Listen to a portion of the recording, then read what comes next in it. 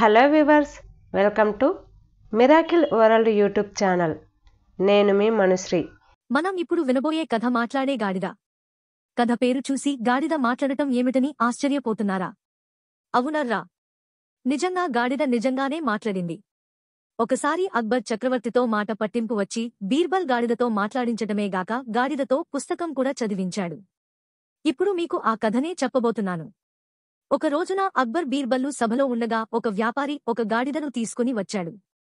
తాను తీసుకువచ్చిన గాడిదను రాజుగారికి అమ్మాలన్నది ఆ వ్యాపారి ఉద్దేశ్యం. సమయానికి బీర్బల్ కూడా సభలో ఉండటం చూసి ఆ వ్యాపారి ఎంతో సంతోషించాడు. అతను తీసుకువచ్చిన గాడిదను చూసి బీర్బల్, మహారాజా, ఈ గాడిదను చూస్తుంటే ఇది ఎంతో తెలివి కలదని నాకు అనిపిస్తుంది.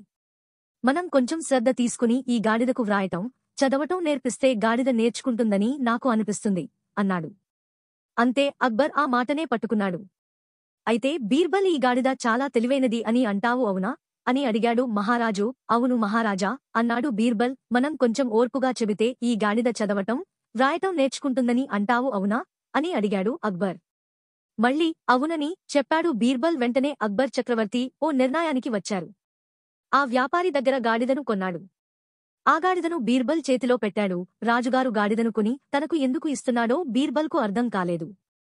వెంటనే రాజుగారిని అదే ప్రశ్ననడిగాడు. బీర్బల్, ఈ గాడిదను నీతో పాటు తీసుకుని వెళ్ళు. ఓ నెల రోజులు సమయం ఇస్తున్నాను. ఈలోగా ఈ గాడిదకు చదవటం, వ్రాయటం నేర్పించు. నెల రోజుల తర్వాత గాడిదను తీసుకురా. ఒకవేళ నువ్వన్నట్టుగా నెల రోజుల లోపల గాడిదకు చదవటం, వ్రాయటం రాకపోతే నిన్ను శిక్షించాల్సి ఉంటుంది. చెప్పు, ఇది నీకు సమ్మతమేనా అని అడిగాడు అక్బర్ చక్రవర్తి. బీర్బల్కు రాజుగారి మాట మన్నించటం మినహా వేరే గత్యంతరం లేకుండా పోయింది. అలాగే మహారాజా, మీరు కోరుకున్న విధముగానే నెల రోజుల లోపల ఈ గాడిదకు మాట్లాడటం, వ్రాయటం నేర్పిస్తాను అన్నాడు బీర్బల్. రాజుగారు చెప్పిన విధంగా గాడిదను తీసుకుని ఇంటికి వెళ్లాడు. రాజుగారి సభలో ఉన్న వారంతా బీర్బల్ సాహసానికి ఆశ్చర్యపోయారు. ఇదంతా జరుగుతుందా? నిజంగా బీర్బల్ గాడిదకు చదవటం, వ్రాయటం నేర్పిస్తాడా? ఒకవేళ ఆ పని చేయలేకపోతే రాజుగారు బీర్బల్ను శిక్షిస్తారా? లేకపోతే బీర్బల్ మీద ఉన్న అభిమానం కొద్దీ మందలించి వదిలేస్తారా?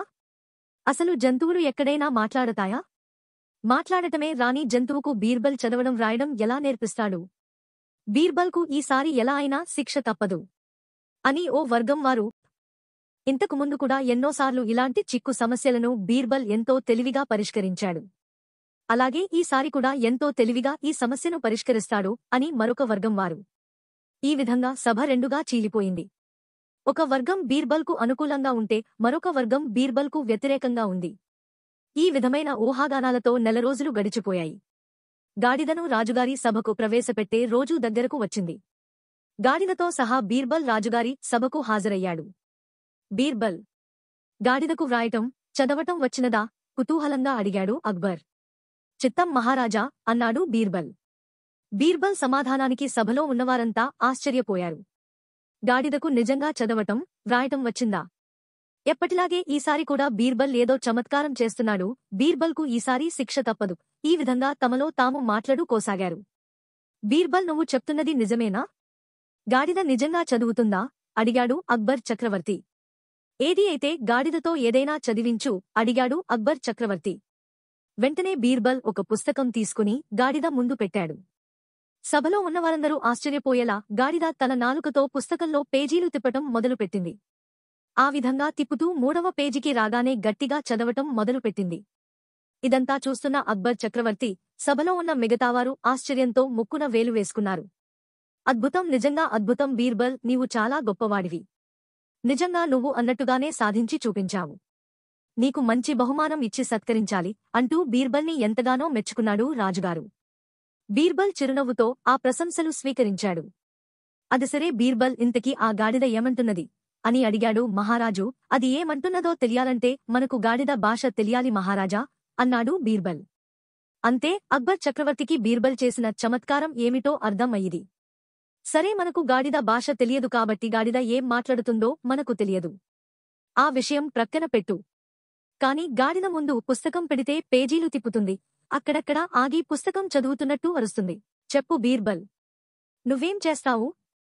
పుస్తకం చదవటం దానికి ఎలా నేర్పించావు అని అడిగాడు అక్బర్. అక్బర్ చక్రవర్తి చెప్పిన ప్రశ్నకు బీర్బల్ ఇలా సమాధానం చెప్పాడు, మహారాజా, ఆ రోజున గాడిదను చూచి దాన్ని మీ దగ్గర మెచ్చుకుంటే ఆ వ్యాపారికి 4 డబ్బులు ఎక్కువ వస్తాయి కదా అని అనుకున్నాను. అందుకే మీ ముందు అలా చెప్పాను.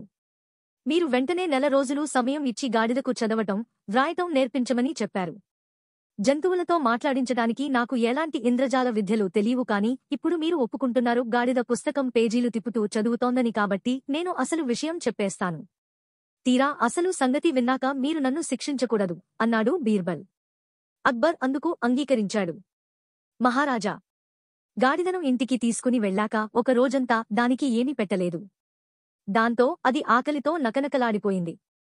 మరునాడు ఇదిగో ఈ పేజీలో గడ్డి పెట్టాను.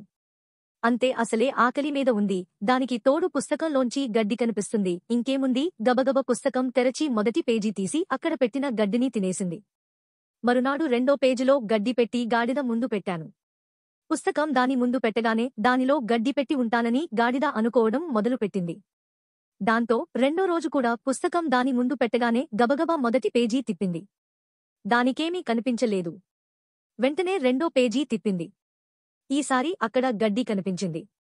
3వ రోజు కేవలం పుస్తకం మాత్రమే గాడిద ముందు పెట్టాను, అందులో గడ్డి పెట్టలేదు. ఎప్పుడైతే పుస్తకంలో గడ్డి పెట్టలేదో గాడిద పెద్దగా అరవటం మొదలుపెట్టింది. ఈ విధంగా సుమారు 1 రోజుల పాటు దానికి శిక్షణ ఇచ్చాను. అంతే, అదే విధంగా మీకు ఇచ్చిన మాట నిలబెట్టుకున్నాను అంటూ తను ఏ విధంగా గాడిదతో మాట్లాడించాడో రాజుగారికి వివరించాడు బీర్బల్. అంతే, సభలో ఉన్న వారంతా చప్పట్లు కొట్టి బీర్బల్ను ఎంతగానో అభినందించారు. ఇక రాజుగారైతే బీర్బల్కి బోలెడని బహుమానాలు ఇచ్చారు. చూసారా పిల్లలు, బీర్బల్ ఎలాంటి చిక్కు ప్రశ్నలకైనా ఎంత సులభముగా పరిష్కరిస్తున్నాడో. మీ సలహాలు సూచనలు ఏమైనా ఉంటే కామెంట్ రూపంలో తెలియజేయండి.